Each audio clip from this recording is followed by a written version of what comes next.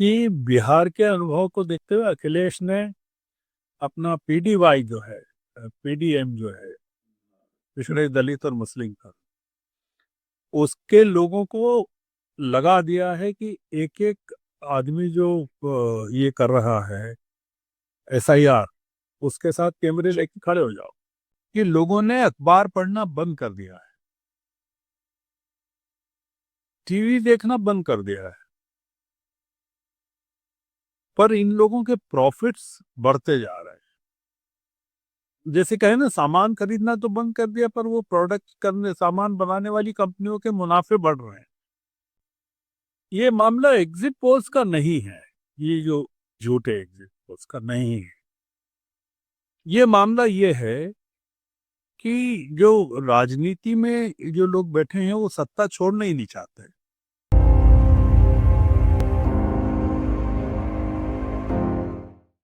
नमस्कार, मैं हूं निधीश त्यागी और आप हैं हरकारा डीप डाइव पर। और मेरे साथ हैं मेरे मेहमान श्रवण गर्ग साहब, जो वरिष्ठ पत्रकार हैं और मेरे पूर्व बॉस रहे हैं। और हम लोग आज बात कर रहे हैं जिस बारे में सारा देश इस समय बात कर रहा है कि बिहार को लेकर जो एग्जिट पोल्स हैं उसको हम किस तरह से लें। और ये जो एग्जिट पोल हैं, मतलब मेरा सवाल ये है कि जब हम देख रहे हैं कि सरकार जो है अब सच बोलने से बचती है या सीधे झूठ भी बोल लेती है, मेन स्ट्रीम मीडिया भी यही कर रहा होता है दरअसल, जो को बरगलाने की, सच को छिपाने की, मुद्दों से भटकाने की, और प्राइम टाइम खास तौर पर। तो ऐसे में हम लोग ये जो उम्मीद करते हैं कि एग्जिट पोल जो है वो जो है सच बोल रहे होंगे, और किस तरह से उन्होंने एक वैज्ञानिक तरीके को दरअसल किसी भी सट्टा बाजार या ज्योतिषियों की अ, अ, भविष्यवाणियों से किस तरह से अपने आप को अलग कर पाए या नहीं कर पाए। तो इस बारे में आइए श्रवण जी से उनके विचार सुनते हैं। देखिए, हम जिस समय बातचीत कर रहे हैं, वो रिजल्ट आने के की पूर्व संध्या है। मतलब हम 13 तारीख की शाम को बात कर रहे हैं और 14 की सुबह से नतीजे आएंगे। हमारी बात करने का जो हम भूमिका है वो 11 तारीख को सेकंड फेज जो हुआ बिहार का, और उसके बाद कोई 2 दर्जन से ज्यादा जो एग्जिट पोल्स आए, मतलब जिनको बारे में कहा गया कुकर मुत्तों की तरह वो उग गए एग्जिट पोल्स या मीडिया हाउसेस, वो उनके एग्जिट पोल्स आए। और उन एग्जिट पोल्स ने हमको एक जबरदस्त तरीके से धक्का दे दिया देश को। जैसे कई बार क्या होता है, अक्सर होता है सरकारी अस्पतालों में कि आपका एक्सरे होता है मरीज का, और वो जो बाबू होता है, उस वो जो एक्सरे की रिपोर्ट बाद में देता है मरीज को, वो गलती से किसी कैंसर के पेशेंट की एक स्वस्थ मरीज के हाथ में दे देता है, और स्वस्थ मरीज की कैंसर के पेशेंट को देता है। तो वो कैंसर का पेशेंट भी मर जाता है और स्वस्थ मरीज भी मर जाता है।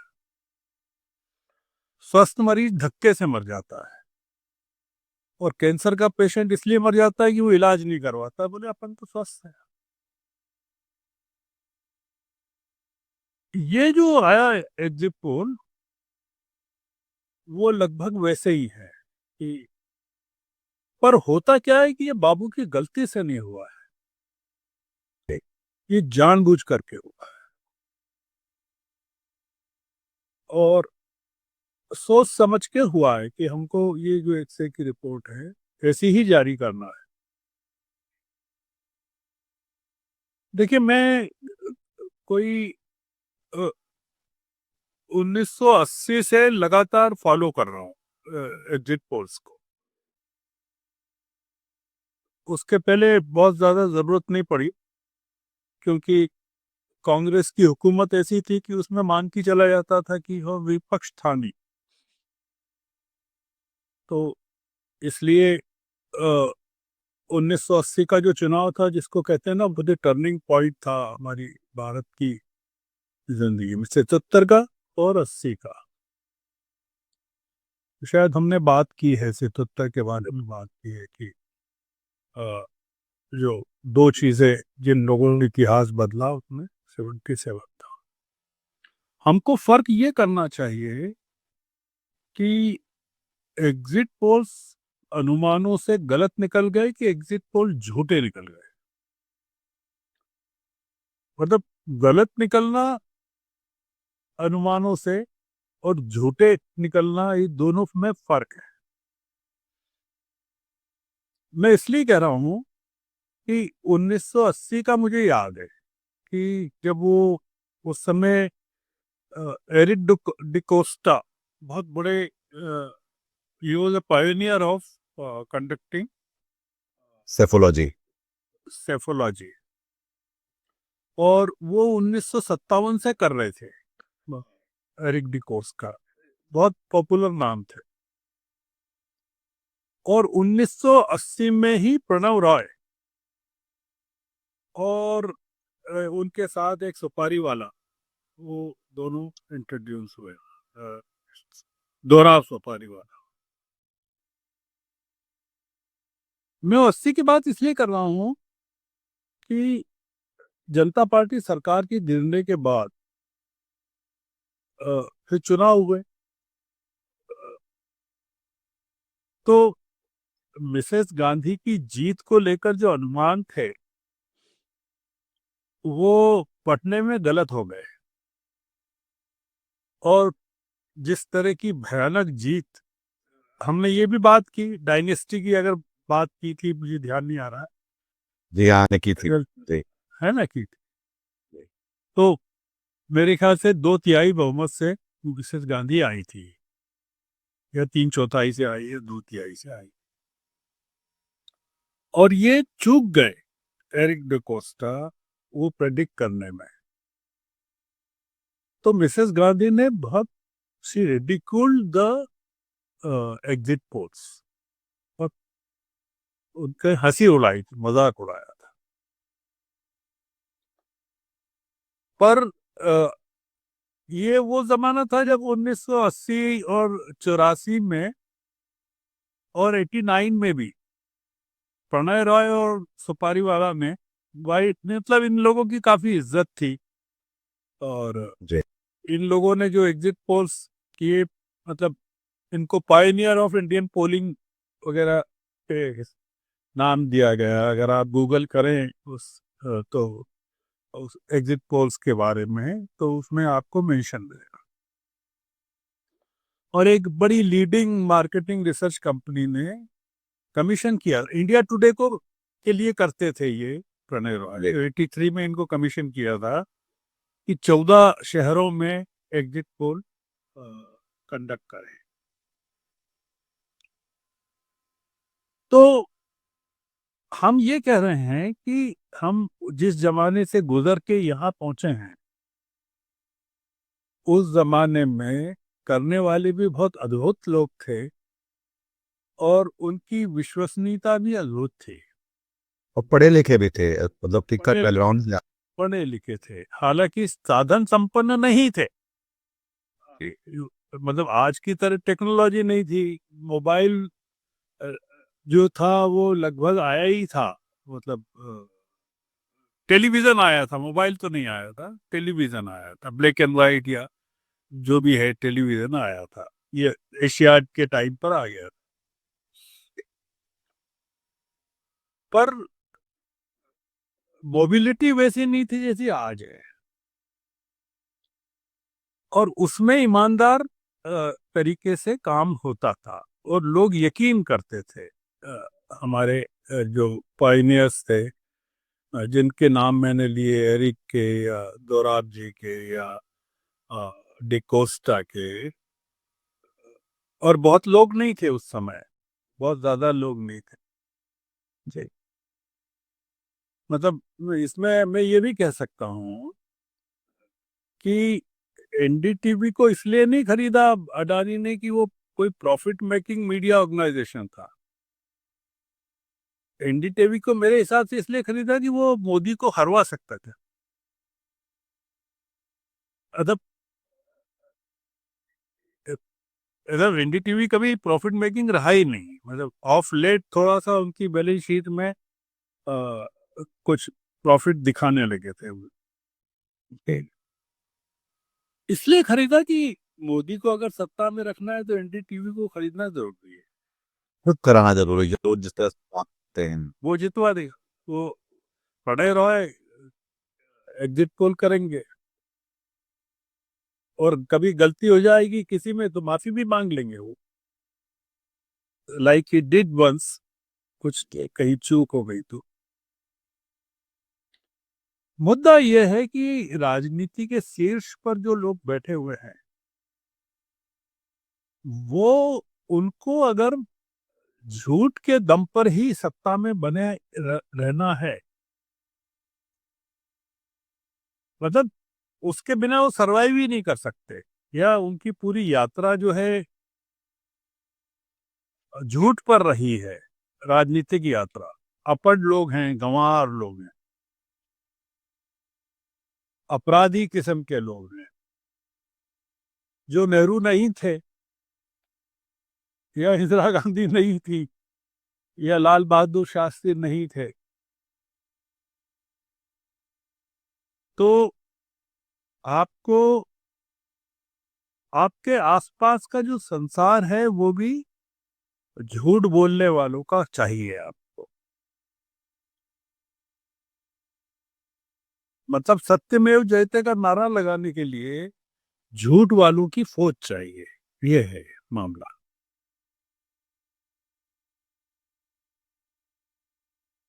तो हुआ ये, आप जो पा रहे हैं अब, ये मामला एग्जिट पोल्स का नहीं है, ये जो झूठे एग्जिट पोल्स का नहीं है, ये मामला ये है कि जो राजनीति में जो लोग बैठे हैं वो सत्ता छोड़ना ही नहीं चाहते और वो झूठे लोग हैं। तो फिर उन्होंने एक पूरे मीडिया को खरीद लिया और फिर इलेक्शन कमीशन को इंटिमिडेट किया, डरा धमका के। हमने क्योंकि देखा है, सेशन को भी देखा है, 3 सेशन को भी देखा है, उनसे मैंने बात की है, तो वो हमारे एक फंक्शन में आए थे अखबार के। और जो जुडिशरी है या जुडिशियल सिस्टम है, उसको कमिटेड जुडिशरी में बदलना है, प्रतिबद्ध जुडिशरी में बदलना है। जैसे अभी गवई साहब ने बिना व्यक्ति की उनके सामने सरकार मुकदमे ला नहीं रही है या अवॉइड कर रही है उनके सामने प्रकरण या चीजें रखना। हमको एग्जिट पोल्स को इस नजरिए से देखना पड़ेगा कि लोगों ने अखबार पढ़ना बंद कर दिया है, टीवी देखना बंद कर दिया है, पर इन लोगों के प्रॉफिट्स बढ़ते जा रहे हैं। मतलब ये लोगों ने, जैसे कहे ना, सामान खरीदना तो बंद कर दिया पर वो प्रोडक्ट करने, सामान बनाने वाली कंपनियों के मुनाफे बढ़ रहे हैं। तो अखबारों की माली हालत ठीक हो रही है, अखबारों के सर्कुलेशन बढ़ नहीं रहे हैं,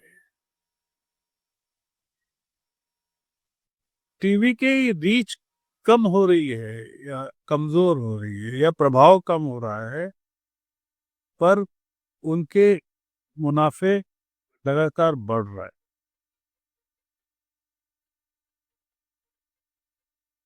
एंकरों के नाम अगर आप देखें, किसी से बात करें, एंकरों के नामों की बात करें बाजार में, और लेखकों के जो नाम हैं उनकी बात करें, तो लोग तुरंत कहते हैं, उनकी राजनीतिक गुलामी के आधार पर उनको आइडेंटिफाई करते हैं कि अरे ये तो वो है, दलाल है, सीधे कह देते हैं। आपने हम लोगों ने नहीं सुना कभी इस अपने अपनी मीडिया के आप कुछ कह रहे हैं? अब जो कह रहे हैं उसमें मतलब बुनियादी बात शायद ये है कि मीडिया इंडस्ट्री तो बढ़ गई है, जो कि मैं बहुत काफी समय से मैंने एक पर्चा भी लिखा था एक बार शिमला में एडवांस स्टडी में कि कैसे मीडिया इंडस्ट्री बढ़ रही है पर जर्नलिज्म की कीमत उसको घटा के बढ़ती है। तो एग्जैक्टली। अब वो हम पूछ सकते हैं कि जर्नलिज्म लगभग शून्य की तरफ पहुंच चुका है इन मीडिया इंडस्ट्री की, जहाँ पे जो लोग चैनल चलाते हैं, जो अखबार चलाते हैं, तो वो मोटे तौर पर या तो खबर नहीं बताते हैं या खबर को लेकर उसका एजेंडा बदलते हैं और जन पक्षधरता के खिलाफ वो सब कुछ कर। फिर मीडिया इंडस्ट्री का जो मेगाफोन है, सारे मेगाफोन वो जनता के खिलाफ करते हैं, चाहे वो किसान हड़ताल पे बैठे हुए हों या शाहीन बाग हो या हम बाकी जगह पे भी देख सकते हैं मुसलमानों के साथ जो कुछ मीडिया कर रहा है, तो वो अब उस अपराध में खुलेआम शरीक हैं। और ये मेरा जो ये भी इसलिए भी बात करना चाह रहा था आपसे कि एग्जिट पोल भी उस अपराध में शामिल एक कार्रवाई की तरह है कि जब लोगों ने वोट दे दिया आखिरी वोट और उसके बाद जब 48-60 घंटों में जब नतीजा आएगा तो बीच का एयर टाइम में एक फिल करो, उसको एक वहां भी इसको बोलते हैं फॉग ऑफ वॉर की तरह एक एक धुंध धुंध क्रिएट करो और फिर उसके बाद जो है नतीजे तो आप अपने हिसाब से उसको आप बदल सकते हैं या वो भी चाहे जितने भी संदिग्ध हों वो ठीक लगने लगते हैं। तो एक मुलम्मे की तरह वो चढ़ के उस पर आता है, ऐसा मुझे लगता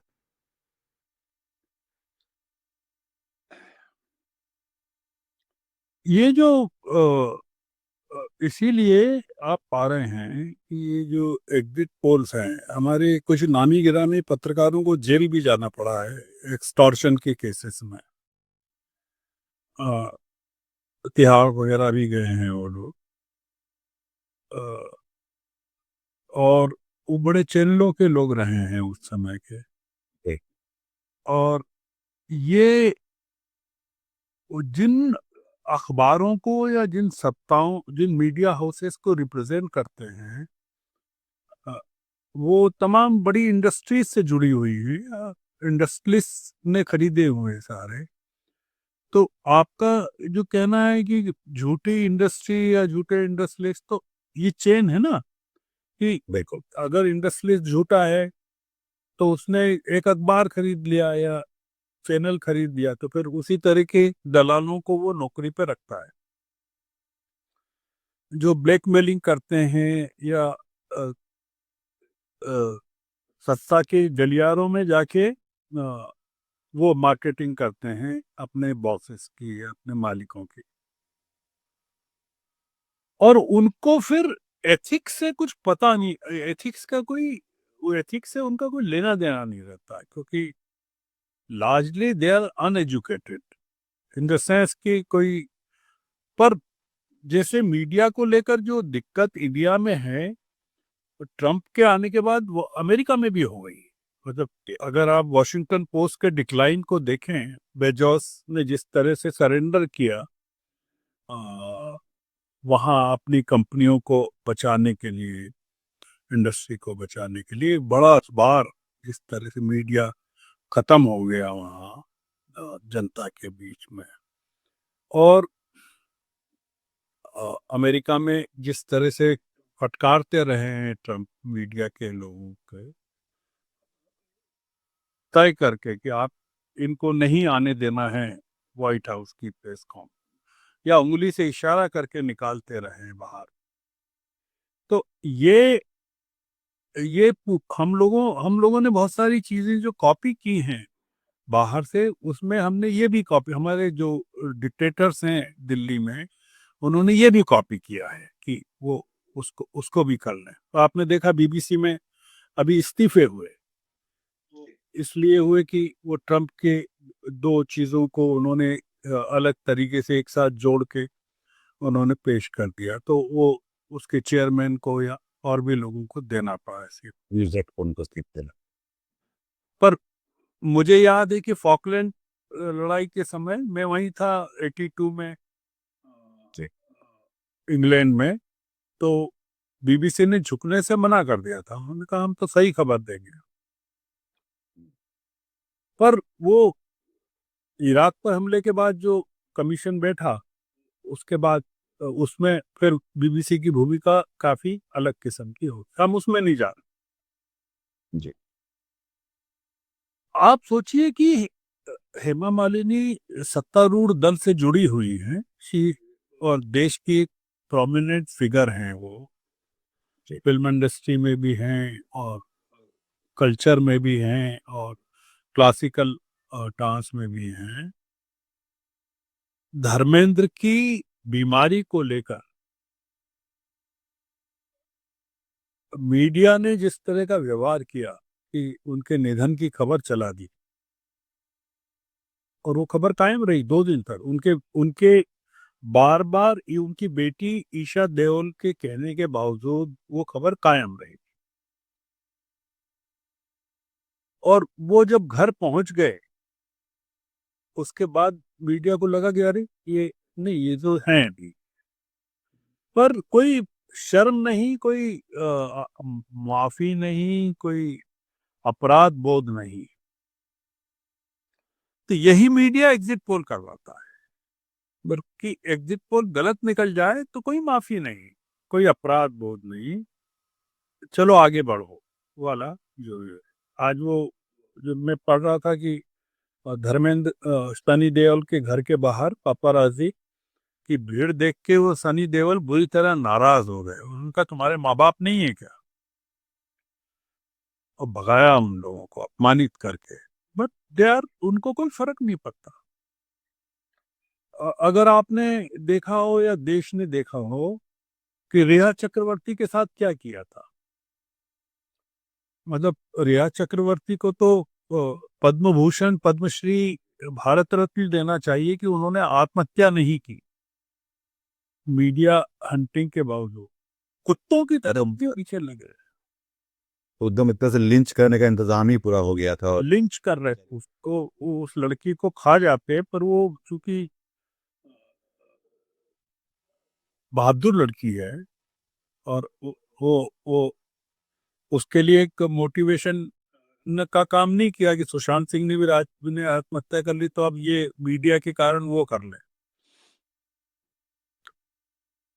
शी बहुत ही boldly, she faced boldly because of her background from her father being an army person. मुझे याद है, और मैंने एक टीवी डिबेट भी की थी यूट्यूब चैनल के साथ, एक बड़ी डिबेट की थी। और उसका ये था कि जहरीले एंकर्स जो है, अब उसका बैकग्राउंड ये है कि कांग्रेस पार्टी, समाजवादी पार्टी और कुछ दलों ने ये लिस्ट बनाई कि ये जहरीले एंकर्स हैं हिंदी अंग्रेजी के। और उन्होंने तय किया कि हम जो हैं लिस्ट बना के कि हम इनकी डिबेट्स में पार्टिसिपेट नहीं करेगा हमारा कोई प्रतिनिधि। जहरीले एंकर्स बने हुए हैं, पार्टिसिपेंट्स भी पार्टियों के उसमें जा रहे हैं, तमाम लोग जा रहे हैं, मतलब जो आलोचना करते थे वो भी जा रहे हैं।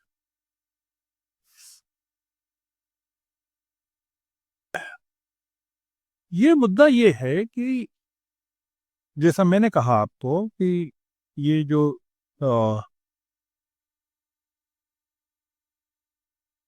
पता है मैंने एनडीटीवी को क्यों खरीदा गया?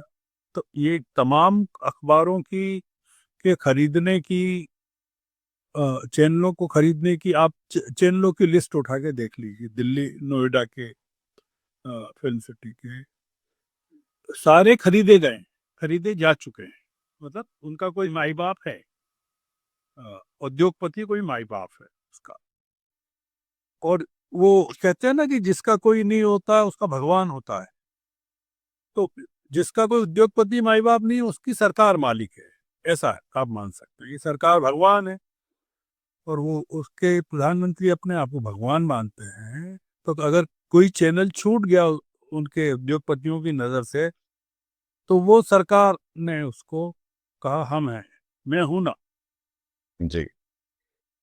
एक सवाल इस बारे में था कि ये जो एग्जिट पोल इस तरह से जो भी बता रहा है और जितने भी उसमें धुआं ज़्यादा फैला रहा है बजाय रोशनी की या साफ गोई करने के, और कल जब नतीजे आने शुरू होंगे तो इसको उसमें 2 तरीके हो सकते हैं, या तो विपक्ष जीतेगा क्योंकि 20 साल से वहाँ पे नीतीश कुमार की सत्ता है, या फिर नीतीश कुमार फिर से बचा लेंगे जिस भी तरह से।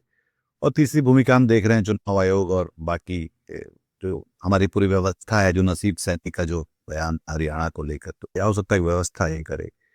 इन तीनों स्थितियों में ये जो एग्जिट पोल्स हैं, ये किसका स्वार्थ जो है सिद्ध करने में लगे, क्योंकि कल तो ये एग्जिट पोल्स दो चीजें करते हैं। जी वो ये करते हैं कि एक माहौल बना देते हैं कि भाई हम इनको इतनी सीटें मिल रही हैं और सब लोगों ने एक जैसा किया। जैसे आपने देखा लगभग सभी ने किया। और तुरंत अ, अगले कुछ जो एक दो लोग थे बहुत ज्यादा, उनको लगा मर जाएंगे टाइप्स, तो एक्सिस माई इंडिया टाइप ने या चाणक्य ने अ, अगले दिन किया।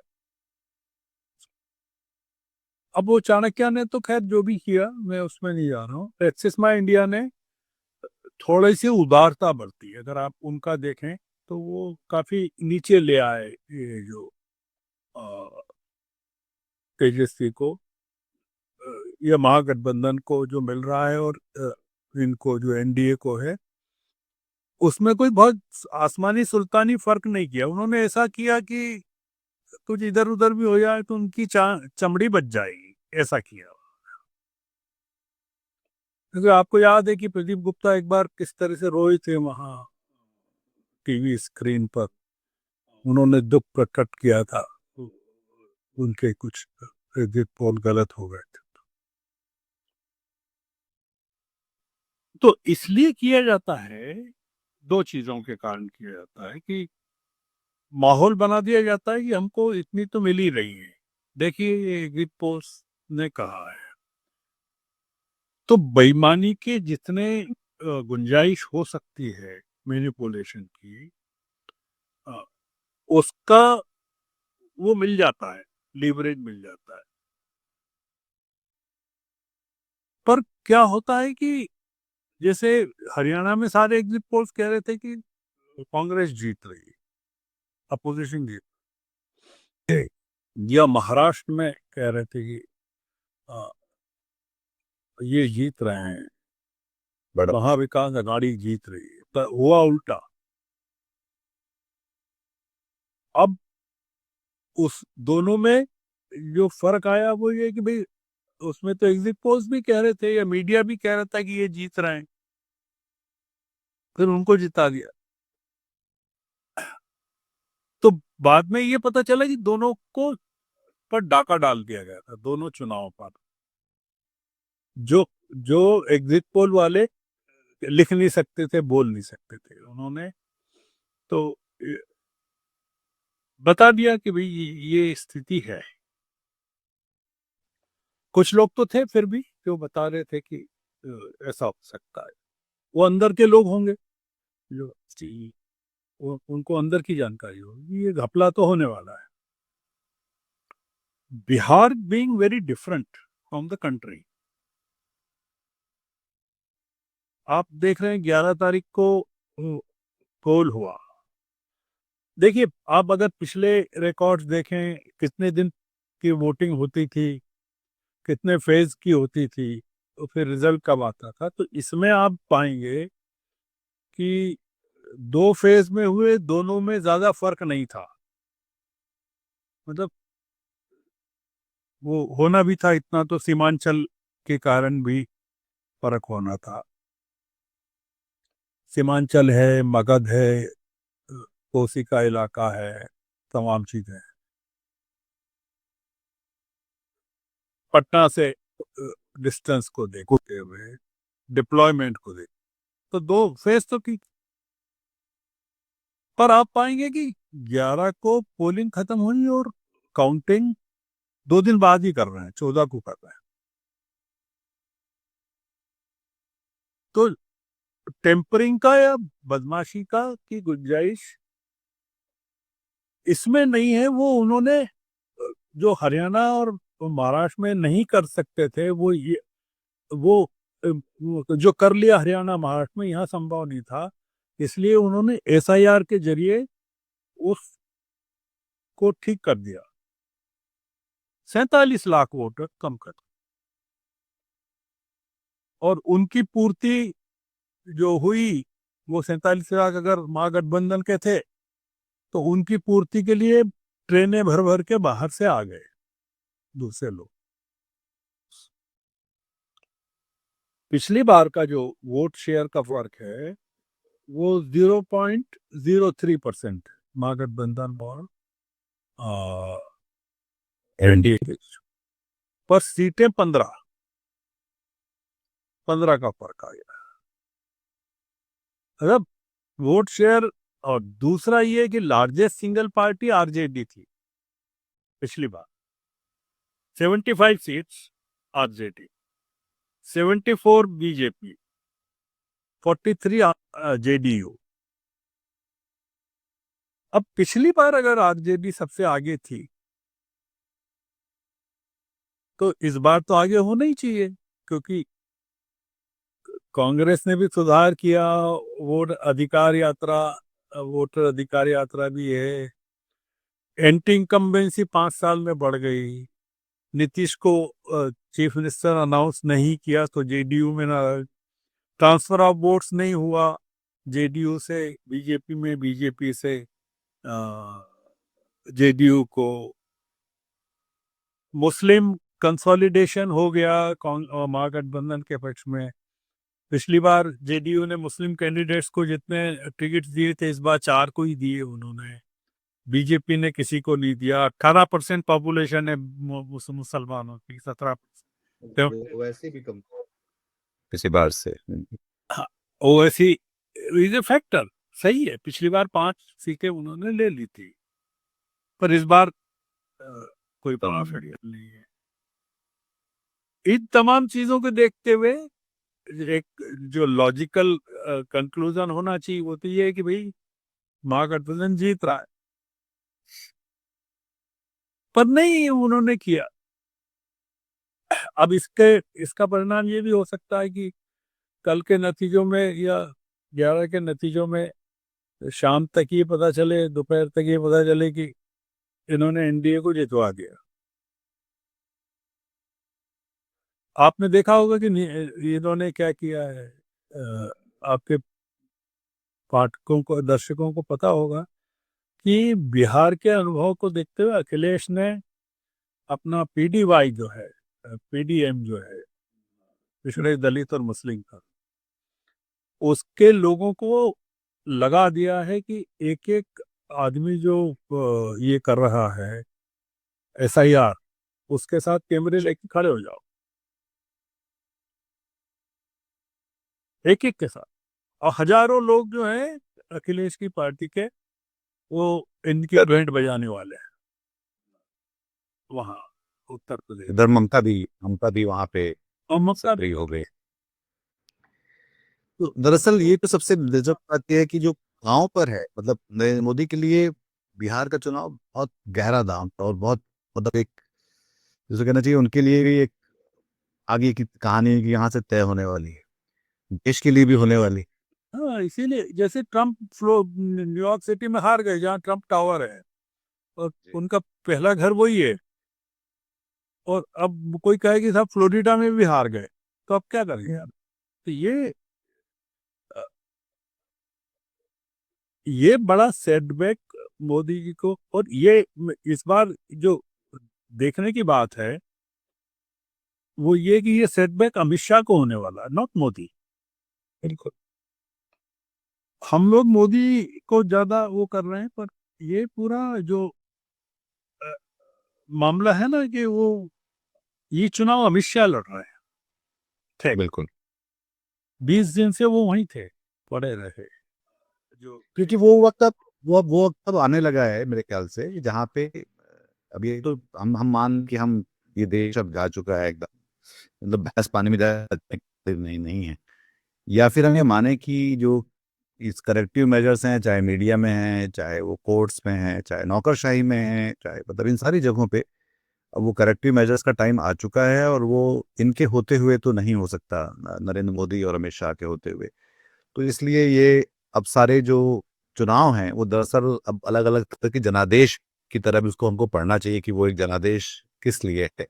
वो सिर्फ अ, रेवड़ियों के लिए है या सिर्फ नौकरियों के लिए, पर उससे उससे ज्यादा भी कुछ है वो, जहाँ पे हम तो देश इसको की भारत में तो जनादेश को ज्ञानादेश कर दिया गया है ना।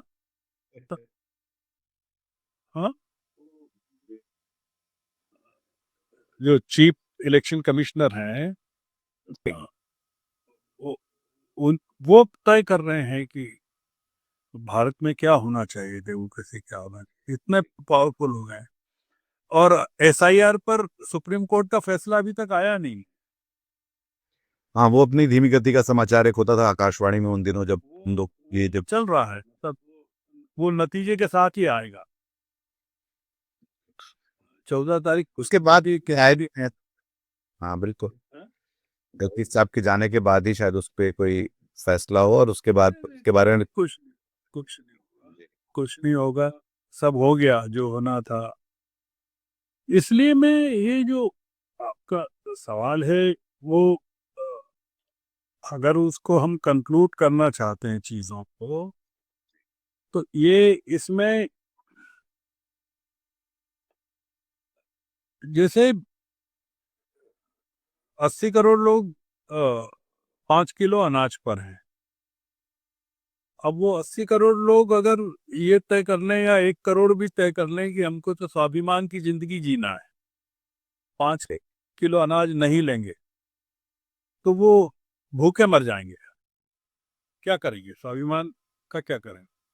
तो काम करेंगे। हाँ, क्या काम करेंगे, काम ही नहीं है, क्या काम करेंगे? तो है, तो क्या काम, तो ऐसे ही ये जो मीडिया है, अ, अगर ये तय कर ले कि हमको तो यार सच्चा वो करना है, एग्जिट पोल, तो वो सड़क पे आएगा, भूखा मरने लगेगा। हाँ, मतलब वो अपने पेशे के लाभार्थी नहीं है, वो उनके उनका लाभार्थ जो है अब कहीं और से आता है। हाँ, और उसकी जैसे मैं गूगल कर रहा था, जी, और उसमें ये देख रहा था कि ये इतने नामी गिरामी एंकर्स हैं, इनकी तनख्वाह क्या है। तो आपके दर्शक भी गूगल पे जाके नाम डाल के कि what is the salary of this person x. X, 12 crore साल, 8 करोड़ साल। और जो हमारी एक जो प्रसिद्ध महिला एंकर है, उसकी जो तनख्वाह है वो 4 करोड़ रुपए साल। मतलब रिकॉर्डेड, अनऑफिशियल तो जो भी होगा।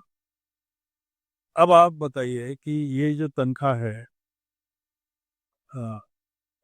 4 करोड़ को अगर आप दैनिक उसमें कन्वर्ट करें, तो 1 लाख 2 लाख रुपए रोज हो जाएगा। 1,53,846 रुपए रोज। और 1 घंटे ही आप एयर टाइम होगा। 1,53,846 एक एक एक दिन की। अपने और तो कई सारे न्यूज रूम चलाए, तो इतना तो हमारा पूरा न्यूज रूम का मतलब पूरे एडिटोरियल का सैलरी बजट भी नहीं रहता होगा, ये ये पा रहा वो जो छोटे छोटे यूट्यूबर्स हैं, वो इन पर यूट्यूब बनाते हैं कि अरे, आप जानते हैं कि इनकी तनख्वाह कितनी है, क्या आपने फलाने का घर देखा है क्या, चलिए हम आपको उनका घर दिखाते हैं। तो वो फिर बिहार में उनका घर दिखाने ले जाता है यूट्यूबर, वो उससे उससे अपनी टीआरपी बटोर के पैसे कमाता है। तो ये मीडिया है, मतलब मीडियोकर जो है, जो हमारा मीडिया मीडियोकर, वो ये है। तो इसलिए हम लोगों को मीडिया पर बात ही नहीं करना। जब तक ये हुकूमत नहीं जाएगी तब तक कुछ ठीक नहीं होगा। ये हुकूमत का जाना बहुत आसान नहीं है, क्योंकि हम जो मानते हैं कि ये हुकूमत 2 लोगों की है, वो 2 लोगों की नहीं है। इस हुकूमत को हो सकता है 2 करोड़ लोग चला रहे हैं और हम उन 2 करोड़ लोगों के नाम नहीं जानते हों। हम 2 ही लोगों के नाम जानते हैं। हाँ, जो दिख रहे हैं सामने वो डैशबोर्ड पे किसके हाथ हैं, वो तो डैशबोर्ड कौन चला रहा है, वो कहाँ से? तो जो दिख रहे हैं वो निशाने पर हैं, इसलिए बिल्कुल। तो कल शायद कल एक और दिन होगा भारत की इतिहास में जहाँ पे हम देखेंगे कि लॉजिक काम करता है या फिर से दोबारा से एक आत्महत्या कर लेता है फिर से नहीं लॉजिक काम करेगा। Let us not give up. नहीं नहीं, आई एम नॉट से ये तो दोनों तरह से कुछ भी जा सकता है, उसका इंतजार करेंगे। क्योंकि हमने तो बहुत सारा मीडिया देखा है ना, इमरजेंसी का मीडिया भी देखा है कि विद्याचरण शुक्ल किस तरह से काम करते थे, वो भी देखा है। सेंसरशिप भी देखी है अखबारों की। पर हमने राजेंद्र माथुर जैसे संपादक भी देखे हैं, बिल्कुल। और कुलदीप नैयर जैसे संपादक भी देखे हैं, इसलिए हमको कॉन्फिडेंस है बहुत ज्यादा। हम इसलिए निराश होते ही नहीं, कभी भी लड़ते रहते हैं पूरे टाइम। कल मैं जी छोटे छोटे गांव में जो बेचारे हमारे करस्पॉन्डेंट और संवाददाताएं जिनकी हत्याएं हो जाती हैं माफिया के द्वारा, वो वो वो वो करप्ट थोड़ी हुए हैं अभी। ठीक है सर, सभी आज की बात यहाँ पे हैं, लंबी बात हो गई और हम लोग अब चुनाव के नतीजे आ जाएंगे उसके बाद इत्मीनान से बात करेंगे उस शोर और कुहासे के हटने के बाद, ताकि उसको ठीक से फिर से समझ पाए और उसमें नए तरह से उसको देखा जाए और उसके हाँ, उसको ये भी देखना पड़ेगा कि अगर ये जो एग्जिट पोल्स के नतीजे जैसे इन्होंने घोषित किए वैसे ही आते हैं कि गलत अलग आते हैं, वो भी देखना। जी। और ये झूठे अगर साबित होंगे, जो कि ऐसा लगता है क्योंकि वो जिस तरह की उसमें लिबर्टीज ली गई खास तौर पे, तो हमें इस बारे में सोचना चाहिए कि एग्जिट पोल करते क्यों हैं और फिर उसका कोई एक मापदंड बनना चाहिए या किस तरह से वो, और नहीं तो फिर उसको गंभीरता से लेना बंद कर दें, जो कि शायद मेरी राय तो यही है कि अब उसका कोई मतलब उस तरह से है नहीं। बहुत बहुत शुक्रिया शान जी इस बातचीत में शामिल होने के लिए। और मेरे ख्याल से कल की रात इस भारत में बहुत सारे लोग जो हैं आज रात को शायद सोएंगे नहीं और उनको देखना भी चाहिए कि कल क्या होता है। बिहार से शायद तय होगा कि अब देश का अगला रास्ता यहाँ से निकल कर जाता है। बहुत शुक्रिया आपका, बहुत धन्यवाद। दर्शकों आपका अपना ख्याल रखिए और हो सके तो इस चैनल को सब्सक्राइब करिए। ये प्रोग्राम अगर आपको पसंद आया तो इसको लाइक करिए। नहीं करेंगे, आप बहुत सारे लोग आपके प्रोग्राम को पसंद कर रहे हैं, सब्सक्राइब कर रहे हैं, और उनको लग रहा है कि और भी लोग करेंगे जो बिल्कुल बिल्कुल, वो सबकी बात है। एक मतलब उस हम जिस शायद धारा की बात करते हैं शायद का सबका सच्चा एक सपना साझी सच्चाई है जिसको लेकर बात करते हैं। आपका जो चैनल है हरकारा वो लोगों की जुबान पर पहुंच गया। जी, बहुत शुक्रिया सर। आप हकीकत में जो गुंडे हैं बदमाश हैं उनको हड़का रहे हैं।